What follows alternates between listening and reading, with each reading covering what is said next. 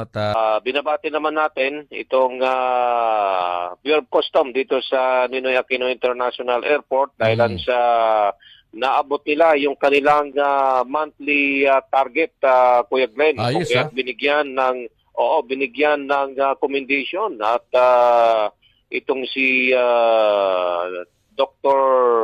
Queen Manawis at ang kanyang mga tauhan dahil sa nakamit nilang dedikasyon at magandang at sinasabing kapuri-puri na kanilang trabahong naiambag sa koleksyon ng Bureau of Custom at umaabot ng 2.789 billion ang kanilang nakolekta nitong buwan ng Marso lamang, Kuya Glenn. Congratulations. Kumbaga nakamit ang kanilang target na iniatang ng Department of Finance. Kung kaya itong mga tauhan ng Pier Cargo composite team ay binigyan ng commendation ng Bureau sa pangunguna ng kanilang kolektor na si Attorney Maria Yasmin.